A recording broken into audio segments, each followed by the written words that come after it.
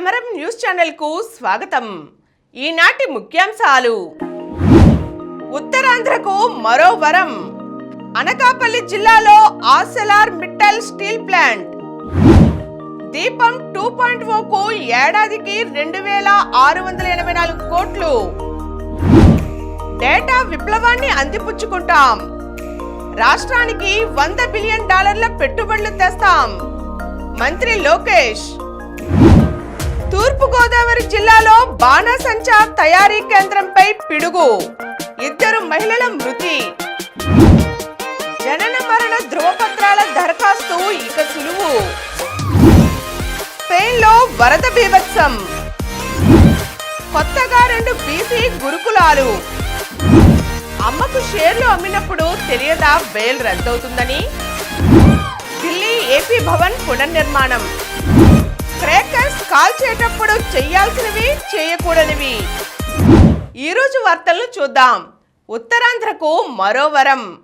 ఉమ్మడి విశాఖ జిల్లా మెడలో మరో మణిహారం చేరనుంది. దేశీయ ఉక్కు రంగంలో దిగ్గజ సంస్థ ఆర్సెలర్ మిట్టల్, జపాన్కు చెందిన Nippon steels joint venture company 2 దశల్లో పెట్టుబడులు పెట్టేందుకు ఆసక్తి వ్యక్తం చేస్తోంది. మొదటి దశలో 70,000 కోట్ల పెట్టుబడులు పెట్టనున్నట్లు సంస్థ పేర్కొంది.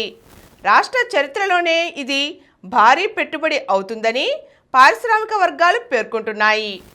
అనకాపల్లి జిల్లా నక్కపల్లి దగ్గర ఇంటిగ్రేటెడ్ స్టీల్ ప్లాంట్ ఏర్పాటు చేస్తామని ఆ సంస్థ ప్రభుత్వానికి ప్రతిపాదన పంపింది.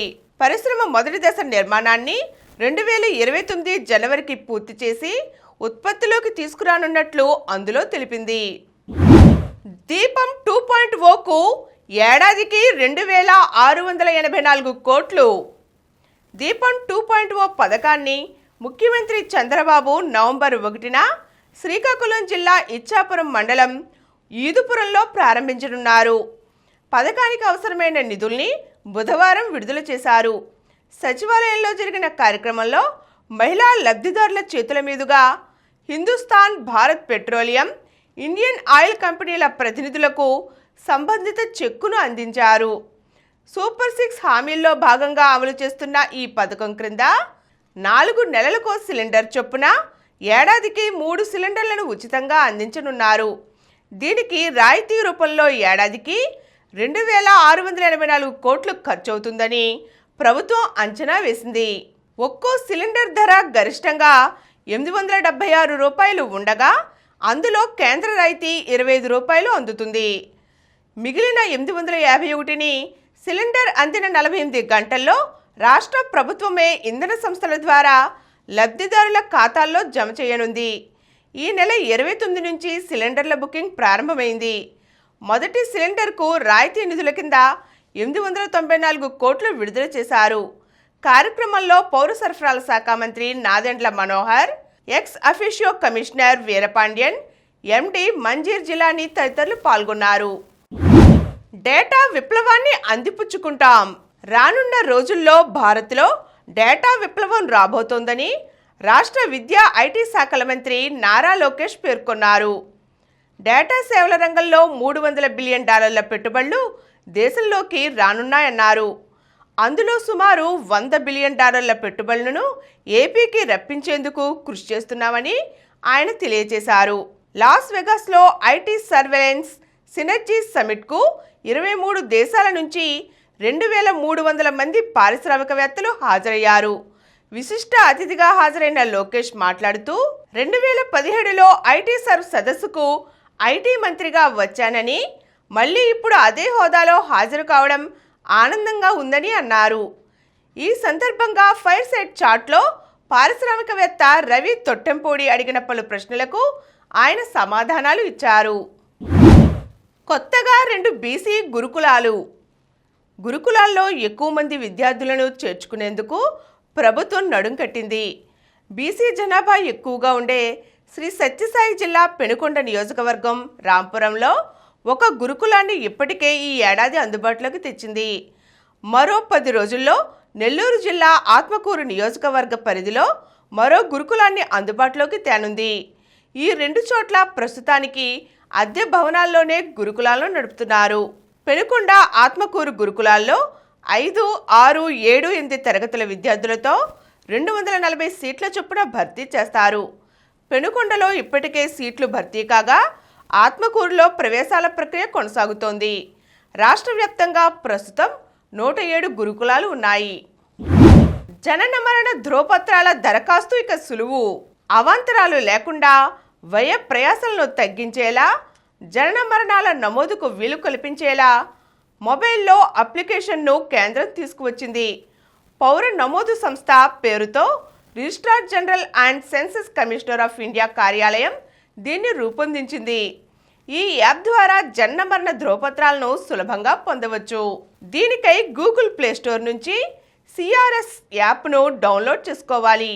ఇన్స్టాల్ చేసుకున్నాక యూజర్ ఐడి, పాస్వర్డ్ను నమోదు చేసుకోవాలి. క్యాప్సా బాక్స్ను నింపాక నమోదిత మొబైల్ నంబర్కు ఓటీపీ వస్తుంది. ఓటీపీని నింపి లాగిన్ అయితే హోమ్ పేజ్ వస్తుంది. అందులో జననం, మరణం సహా పలు ఐచ్ఛికాలు ఉంటాయి. జనన వివరాలను నమోదు చేయడానికి పుట్టిన తేదీ, చిరునామా వివరాలను పూరించాలి. నిర్ణీత రుసుము చెల్లించాక దరఖాస్తు ప్రక్రియ పూర్తవుతుంది. మరణ ధృవీకరణ పత్రం కోసం మరణ రిజిస్టర్ ఆప్షన్పై క్లిక్ చేసి సూచించిన పద్ధతిని అనుసరిస్తే సరిపోతుంది.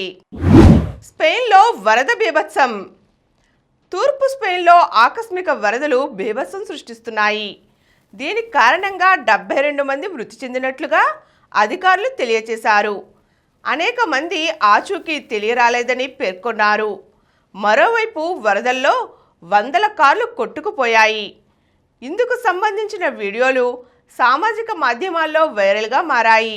స్పెయిన్లోని వాలెన్సియాలో ఆకస్మిక వరదలు సంభవించాయి. దీనికి కారణంగా 72 మంది మృతి చెందారు. ఇప్పటికే వారి మృతదేహాలు కనుగొన్నాం. సహాయక చర్యలు కొనసాగుతున్నాయి. మరోవైపు దక్షిణ స్పెయిన్లోనూ భారీ వర్షాలు కురుస్తున్నాయి. తూర్పుగోదావరి జిల్లాలో బాణాసంచా తయారీ కేంద్రంపై పిడుగు. ఏకధాటిగా కురుస్తున్న వర్షం ఉరుములు మెరుపులతో దద్దరిల్లుతోంది. అలాంటి భీకర వాతావరణంలో బుధవారం సాయంత్రం ఉన్నట్లుండి ఓ పిడుగు బాణాసంచా తయారీ కేంద్రంపై పడింది. చిన్న నిప్పురవ్వకే బగ్గున మండే స్వభావం ఉండే మందుగుండు సామాగ్రి పిడుగుపాటుకు క్షణాల్లో భస్మీపటలమైంది. అక్కడ పనిచేస్తున్న 2 మహిళలు సజీవ దహనం కాగా మరో 5 తీవ్రంగా గాయపడ్డారు. 9 మందికి స్వల్ప గాయాలు అయ్యాయి. ఈ ఘటన తూర్పుగోదావరి జిల్లా ఉండ్రాజవరం మండలంలోని సూర్యరావు పాలెంలో చోటు చేసుకుంది. తణుకు మండలం వెంకట్రాయపురానికి చెందిన ఏ రామశివాజీ లైసెన్స్ తీసుకుని సాయి ఫైర్ వర్క్స్ను నిర్వహిస్తున్నారు. బుధవారం బాణాసంచా తయారీ పనులు చేస్తుండగా ఆ కేంద్రంపై పిడుగుపడి క్షణాల్లో దగ్ధమైంది. గాయపడిన వారిని తణుకు ప్రభుత్వ ఆసుపత్రికి తరలించారు. అమ్మకు షేర్లు అమ్మినప్పుడు తెలియదా బెయిల్ రద్దవుతుందని? లేఖలో మరోమారు జగన్పై ధ్వజమెత్తిన షర్మిల. 2019లో నాకు 100% వాటాలు బదలాయిస్తామని స్పష్టంగా పేర్కొంటూ ఎంఓయూ మీద సంతకం చేశారు. అప్పుడు తెలియదా బెయిల్ రద్దవుతుందని? 2021లో క్లాసిక్ రియాలిటీ సందూర్ పవర్కు చెందిన సరస్వతి షేర్లను 42 కోట్లకు అమ్మ విజయమ్మకు ఎలా అమ్మారు? ఇది స్టేటస్ కోడ్ను ఉల్లంఘించినట్లు కాదా? అప్పుడు తెలియదా బెయిల్ రద్దవుతుందని అని వైకాపా అధినేత జగన్ను పిసిసి అధ్యక్షురాలు షర్మిల ప్రశ్నించారు. 2021లో జగన్, భారతిరెడ్డి తమ షేర్లపై సంతకం చేసి విజయమ్మకు ఫోలియో నెంబర్లతో సహా రాసి గిఫ్ట్ డీడ్ ఇచ్చారు. అలా ఇచ్చే ముందు తెలియదా బెయిల్ రద్దవుతుందని? షేర్ ట్రాన్స్ఫర్కు బెయిల్ రద్దుకు సంబంధం లేదని మీకు కూడా తెలుసు కాబట్టే అప్పుడు అవన్నీ చేశారు. ఇప్పుడు మాత్రం రాజకీయాలు చేస్తున్నారు అంటూ మండిపడ్డారు. ఆస్తుల వివాదం నేపథ్యంలో షర్మిల మరోమారు తన లేఖలో జగన్పై విరుచుకుపడ్డారు.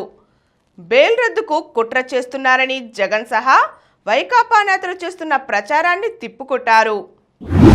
ఢిల్లీ ఏపీ భవన్ పునర్నిర్మాణం. దేశ రాజధాని ఢిల్లీలోని ఏపీ భవన్ పునర్నిర్మాణానికి రాష్ట్ర ప్రభుత్వం సిద్ధమైంది. రాష్ట్ర విభజన అనంతరం ఏపీ భాగానికి వచ్చిన వాటాలో కొత్త భవనం నిర్మించడానికి ప్రయత్నాలు మొదలుపెట్టింది. నూతన భవన నిర్మాణానికి డిజైన్లను ఆహ్వానిస్తూ ఏపీ రహదారులు, భవనాల శాఖ విజయవాడ సర్కిల్ ఎస్ఏ పేరిట బహిరంగ ప్రకటన విడుదలైంది. అర్హుల నుంచి ఆసక్తి వ్యక్తీకరణ కొటేషన్లను కోరింది. వాటిని సమర్పించడానికి అక్టోబర్ 30 నుంచి నవంబర్ 28 సాయంత్రం 3:30 గంటల వరకు సమయం ఇచ్చింది. సందేహాలుంటే తెలుసుకోవడానికి నవంబర్ 14వ తేదీ సాయంత్రం 4 గంటల వరకు గడువు ఇచ్చింది. క్రాకర్స్ కాల్చేటప్పుడు చేయవలసినవి, చేయకూడనివి. కాటన్ దుస్తులే ధరించాలి. అందుబాటులో బకెట్ నీళ్లను, ఇసుకను ఉంచుకోవాలి. ఫెయిల్ అయిన బాణాసంచాను మళ్ళీ వెలిగించవద్దు. ఫ్లవర్ పాట్లు, హ్యాండ్ బాంబులు కాల్చే సమయంలో చేతితో పట్టుకోవద్దు. ఫైర్ క్రాకర్స్ వెలిగించి బహిరంగ ప్రదేశాల్లో విసిరేయకండి. అగ్ని ప్రమాదం జరిగితే 101, 100, 112, 1070 నంబర్లను సంప్రదించండి. ఇప్పుడు కొన్ని సంక్షిప్త వార్తలు చూద్దాం. బెంగళూరులో బ్రిటన్ రాజు చార్లెస్ III తన సతీమణి కెమిల్లాతో కలిసి భారత్లో పర్యటించారు. ఈ నెల 27 నుంచి బెంగళూరు సమీపంలోని సౌఖ్య ఇంటర్నేషనల్ హాలిస్టిక్ హెల్త్ సెంటర్లో వీరు బస చేశారు. అక్టోబర్ 24 నుంచి 26 వరకు సమోవాలో నిర్వహించిన కామన్వెల్త్ హెడ్స్ ఆఫ్ గవర్నమెంట్ సమావేశాల్లో పాల్గొన్నారు. అక్కడి నుంచి బెంగళూరుకు చేరుకొని వైద్యాన్ని తీసుకుంటున్నారు. బోరుగడ్డ అనిల్కు 7 రోజుల రిమాండ్.